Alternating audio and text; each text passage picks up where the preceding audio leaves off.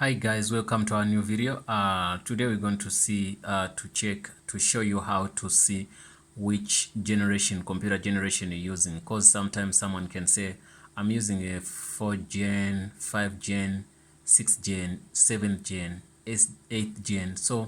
And sometimes people, if it comes to computer, they just use computers. They don't want to know all those things, because a person say, if my computer is working, why should I know the generation I'm using? But somehow it's important to know which kind of a computer you're using, because sometimes you might need to know your RAMs, your processor, and also maybe you're gonna use a specific software. Then they're gonna tell you, look, we need your computer to be at least 2 gig RAM, and the processor, maybe let it be big, like maybe 3 point something or something like that. And a person really gets frustrated and don't understand, say, how will I get that, and I don't know that. So these days we have to learn things like, or especially about the computer, because if you're using a computer, you must to know which hard drive you're using, which generation you're using. You must know. But if you don't know, there's no problem. But if you find yourself into problems, you don't have to blame anybody, because you don't know. So sometimes you install software which is heavier than the computer you're using, and everything is slow. Sometimes you cannot run 2 softwares at the same time, and that becomes a problem, whereby it's gonna slow your work because the computer you're using is slow. Maybe if you're at work, it's better you tell your boss, I need a computer. So it's gonna ask you, what kind of a computer you're looking for. So based on what you're doing, then you have to tell him, I need a computer, this and this and this. So but now it comes, when you don't know, then the boss is gonna go to the shop and buy a very cheap computer for you, because he wants to save his money.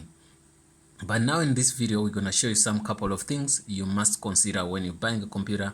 Also, we talk about the generation, is something which people don't know much about. Also, myself, I don't have a lot of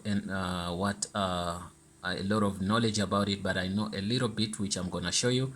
And if it comes to computers, really most things are very, very difficult if you go into processors, if you go to RAMs, if you go in details about the generations, when did they start, what do they do, you know, all those things. So but now, once you know which generation I have, you're gonna learn to know, you can go to Google and say, which year did my generation start, this kind of generation processor, when did it start. Then you can know, then you know how powerful your computer is, what can it do, what it can't do. So quickly, to see your generation, you can go here and put in, and now we're using Windows 10. You can say this, you know, Windows 10. Remember, in those Windows we can go to my computer, but this one you just say this computer or this PC.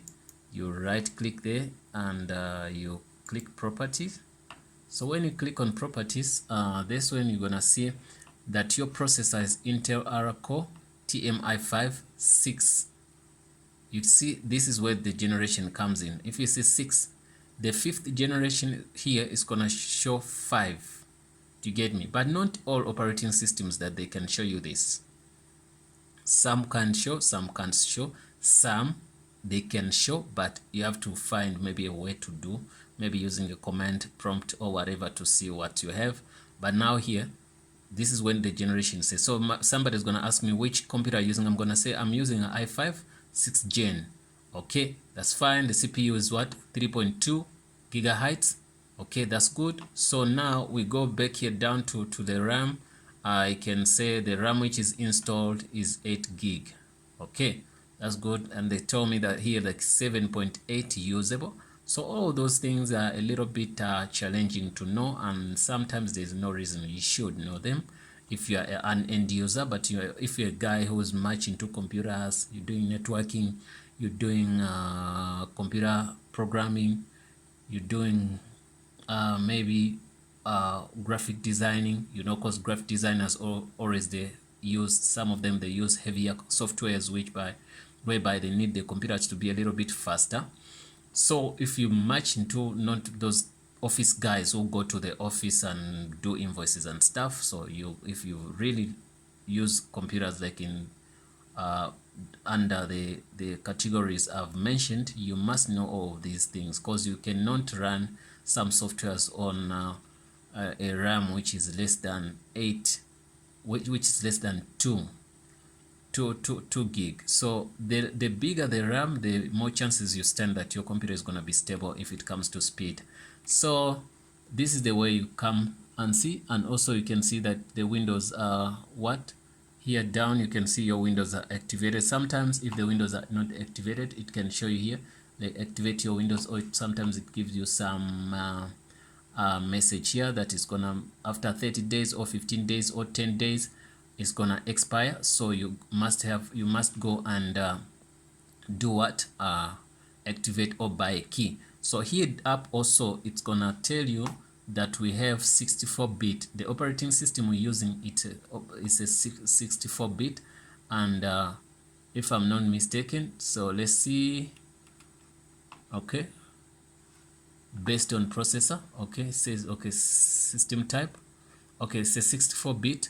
So now I wanted to say that if it's a 32-bit, sometimes it's difficult to install some softwares which are 32. So some softwares are made 32, some 64, but somehow, somewhere, some you cannot install them on a 64, some you can install 32 on 64, sometimes on 64 and 32, something like that. Anyway, so that's why you have to know, even when you download a software, you have to know which operating system you're using. Is it a 32-bit or is it a 64-bit?